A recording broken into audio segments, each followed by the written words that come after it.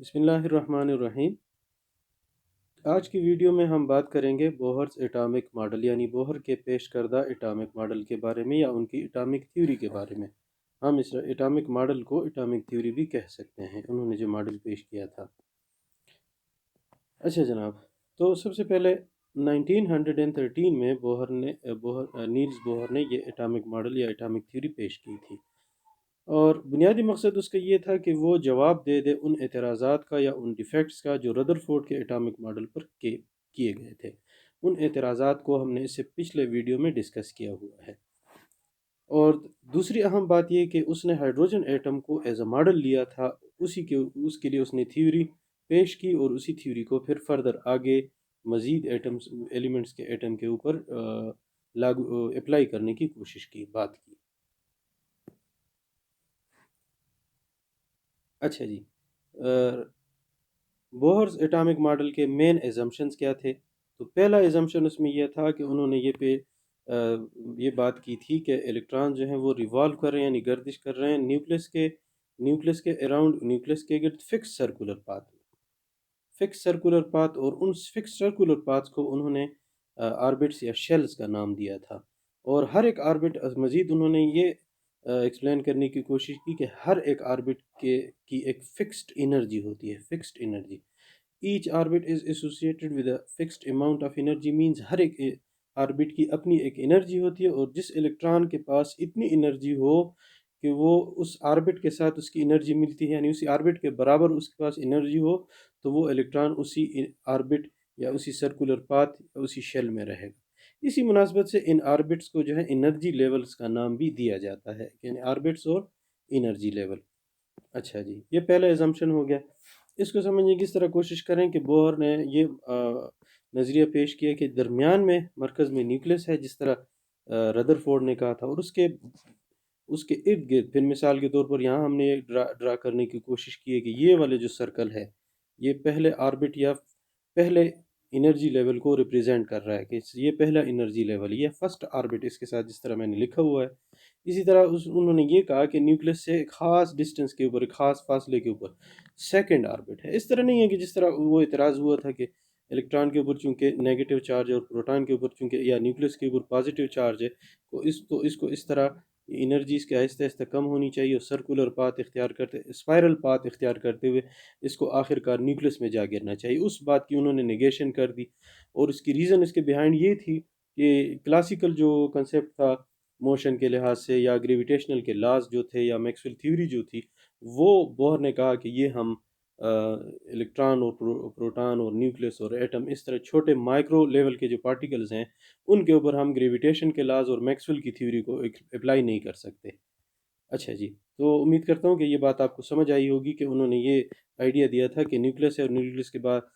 बाहर जो है वो ख़ास डिस्टेंस के ऊपर पहला ऑर्बिट है, उससे थोड़ा सा ऊपर ज़्यादा डिस्टेंस के ऊपर दूसरा ऑर्बिट, और ये सर्कुलर पाथ्स का उन्होंने आइडिया दिया था। और साथ में ये कहा था कि ये हर एक शेल जो है या ऑर्बिट जो है उसकी मखसूस एनर्जी होती है, और इसी को हम क्वांटाइजेशन ऑफ एनर्जी भी कहते हैं कि एनर्जी को क्वांटाइज किया, एनर्जी के एनर्जी लेवल को क्वांटाइज करने की बात की उन्होंने। अच्छा जी, मिसाल के तौर पर आगे फिर जो है बोहर के एटॉमिक मॉडल के बेस ही पर पहले एनर्जी लेवल की जब एनर्जी इलेक्ट्रॉन के लिए जिस तरह आपको पता है कि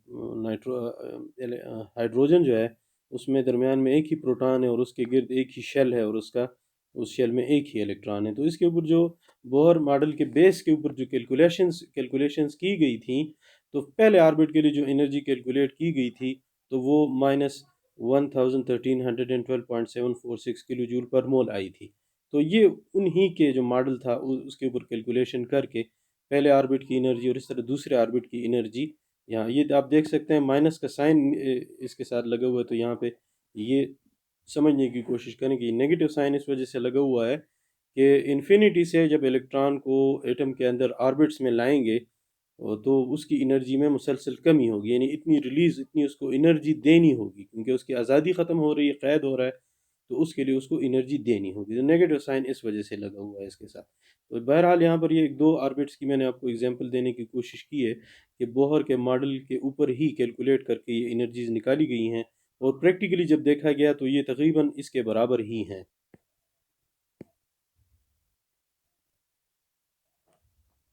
अच्छा जी, एक और अहम पॉइंट कि the energy of an electron in an orbit, जब तक कि एक ही ऑर्बिट में रहते हुए इलेक्ट्रॉन की एनर्जी जो है वो डायरेक्टली प्रोपोर्शनल होती है डिस्टेंस फ्रॉम द न्यूक्लियस। यानी न्यूक्लियस से जितना उसका डिस्टेंस ज़्यादा होगा इतनी ही उसकी जो है एनर्जी ज़्यादा होगी, और जितना डिस्टेंस कम होगा उसकी एनर्जी कम होगी। यानी the farther the electron from the nucleus, की जितना फार्दर मतलब जितना ज़्यादा दूर होगा, higher will be the energy of the electron, energy of electron भी उतनी ही ज़्यादा होगी। और वाइस वर्सा का मतलब है जितना वो न्यूक्लियस के करीब होगा तो उतनी ही उसकी एनर्जी कम होगी। इसका मतलब ये होगा कि सबसे कम एनर्जी वाले इलेक्ट्रॉन जो है वो पहले ऑर्बिट में होंगे या पहले शेल में होंगे, उससे ज़्यादा एनर्जी वाले इलेक्ट्रॉन्स जो हैं वो सेकंड ऑर्बिट में होंगे, उससे ज़्यादा एनर्जी वाले इलेक्ट्रॉन जो हैं वो थर्ड ऑर्बिट में होंगे, एंड सो ऑन। तो यहाँ पर ये बात करने की कोशिश की गई है। अच्छा जी, एक और अहम पॉइंट जो उसके रदरफोर्ड के एतरा जो मॉडल के ऊपर एतराज़ात हुए थे उसका एतराज़ भी है, और एक अहम एजम्पशन है कि जब तक एज लॉन्ग एज इलेक्ट्रॉन, जब तक इलेक्ट्रॉन एक ऑर्बिट में रहता है, जब तक एक इलेक्ट्रॉन एक ऑर्बिट में रहता है revolving around the nucleus in a fix circular path, तो वो ना ही एनर्जी लूज करता है, दे डू नॉट लूज, रेडिएट और गेन एब्जॉर्ब एनर्जी। यहाँ पर ये रेडिएट और एब्जॉर्ब का मतलब ये है कि वो एनर्जी जो है रेडिएशन की सूरत में देते हैं। तो जब तक वो एक ही ऑर्बिट में अपने ग्राउंड लेवल पर एटम है, उसने बाहर से ना एनर्जी जज़ब की है ना बाहर को एनर्जी दी है, तो ग्राउंड लेवल पर जब तक एक इलेक्ट्रॉन जो है वो एक ऑर्बिट में गर्दिश कर रहा है, तो ना वो एनर्जी किसी को देता है, यानी ना रेडिएट करता है ना एनर्जी रिलीज करता है। इसको हम थोड़ा सा ये समझने की कोशिश करते हैं।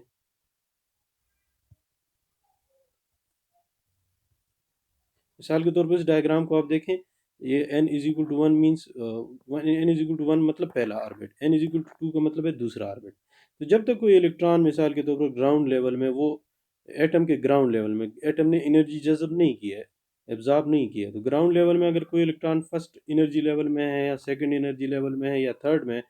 तो जब तक वो अपने ही ऑर्बिट में रिवॉल्व कर रहा है तो वो ना किसी को एनर्जी देता है, यानी ना एनर्जी रिलीज करता है, और ना ही एनर्जी एब्जॉर्ब करता है, यानी रेडिएशंस की सूरत में वो ना रेडिएशन देता है ना रेडिएशन एब्जॉर्ब करता है जब तक वो अपने ग्राउंड लेवल में है। तो ये एक अहम पॉइंट था। अच्छा जी, इसके साथ ही रदरफोर्ड बोहर ने एक और बहुत कीमती बहुत अच्छी बात की, और वो ये कि उन्होंने ये एक एजम्पशन दिया। देखें, पहले ये बात समझने की कोशिश करें कि as long as electrons are revolving around the nucleus in fix circular path, they do not radiate और गेन एनर्जी, यानी ना ही वो रेडिएशन लूज करते हैं, ना रेडिएशन देते हैं, ना रेडिएशन एब्जॉर्ब करते हैं,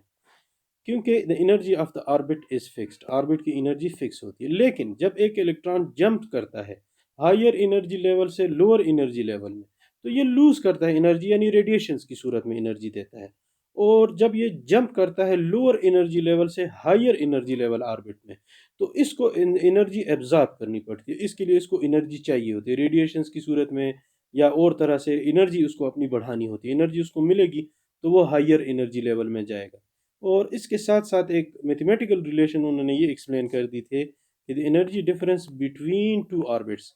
या एनर्जी लेवल, दो एनर्जी लेवल में हम एनर्जी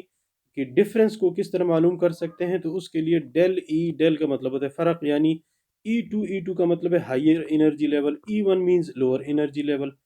यानी जब वो एच न्यू के बराबर होती है। और इसको हम इस तरह समझ सकते हैं कि मिसाल के तौर पर एक इलेक्ट्रॉन जो है वो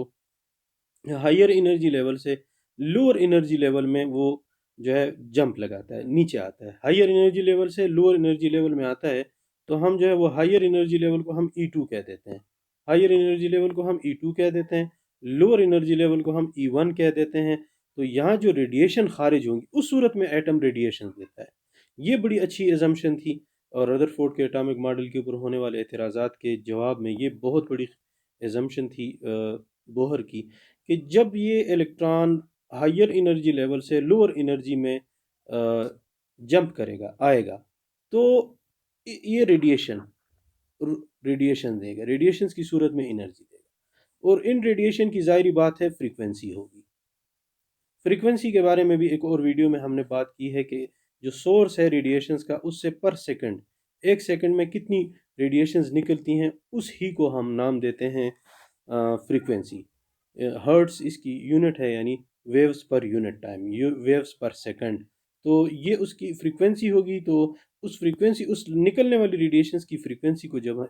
प्लांक्स कांस्टेंट के साथ मल्टीप्लाई करेंगे, तो हमारे पास जो वैल्यू आएगी वो दरअसल क्या होगी, इन दो एनर्जी लेवल के दरमियान एनर्जी के डिफरेंस के बराबर होगी। और इसी तरह देखें, ये आगे मैं एक मॉडल आपको दिखाता हूँ, एक डायग्राम, उसके ऊपर इसको थोड़ा सा डिस्कस करते हैं। ये डायग्राम देखें,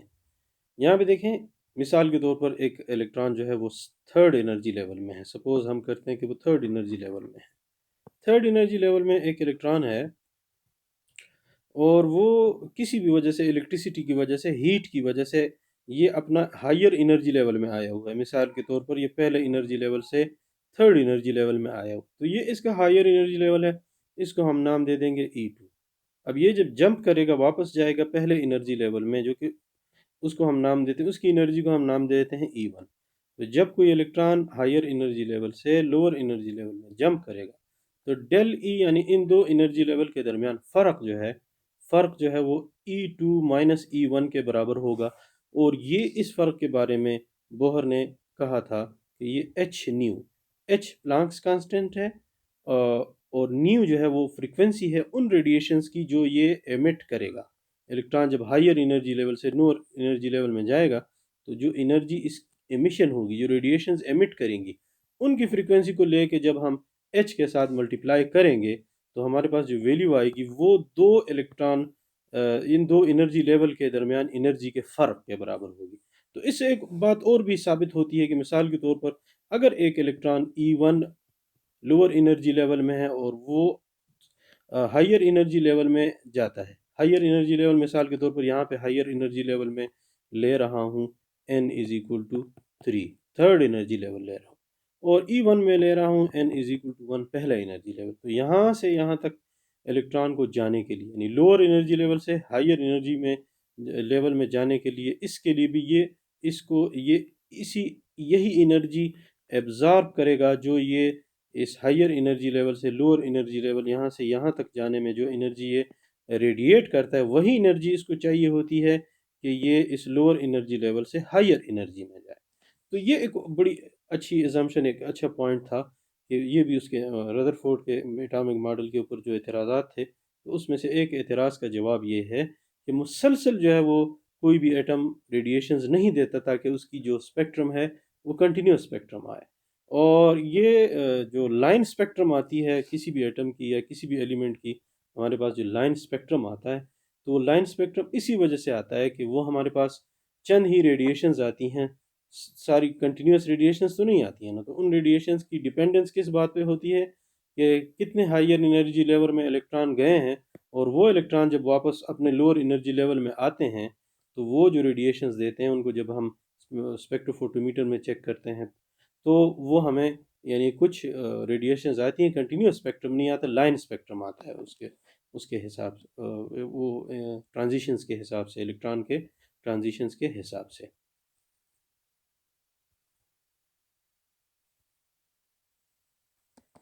तो ये जनाब, ये वाली बात कि एक इलेक्ट्रॉन जब जंप करता है, when an electron jumps from a higher energy orbit to lower energy orbit, तो ये रेडिएट करता है एनर्जी को, रेडिएशंस की सूरत में एनर्जी निकालता है। और जब ये जंप करता है लोअर एनर्जी लेवल से हायर एनर्जी ऑर्बिट में या हायर एनर्जी लेवल में, तो ये गेन यानी एब्जॉर्ब करता है एनर्जी को, अमूमन रेडिएशंस की सूरत में। अच्छा, तो वही जो अभी हमने डिस्कस किया कि उन दो एनर्जी लेवल में अगर एक electron higher energy level E2 energy level से E1 यानी लोअर एनर्जी लेवल में जंप करेगा, तो जो एनर्जी वो रेडिएशंस की सूरत में एमिट करेगा, खारिज करेगा, तो उसकी कोई ख़ास फ्रीक्वेंसी होगी। उसको जब प्लांक्स कांस्टेंट के साथ मल्टीप्लाई करेंगे, तो आने वाली एनर्जी की जो वैल्यू है वो दरअसल इन दो एनर्जी वैल्यूज़ के, दो एनर्जी लेवल्स की एनर्जी के दरमियान फ़र्क के बराबर होगा।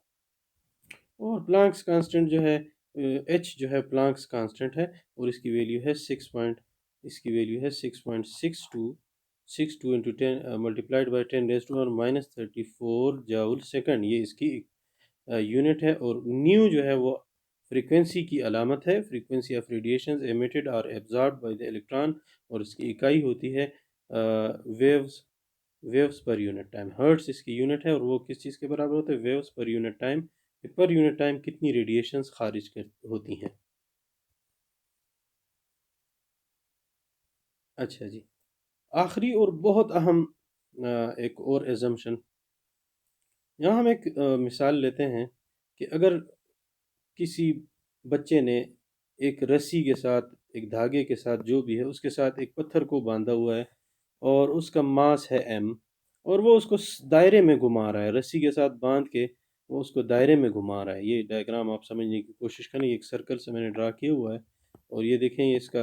लड़के का हाथ है, ये रस्सी है, इसकी जो लंबाई है, इसको सेंटर से जो फासला है उसको हम रेडियस की मिसाल के मतलब कहने का ये है कि कोई भी चीज़ जो सर्कल में मूव करती है, कोई भी चीज़ जो सर्कल में मूव करती है,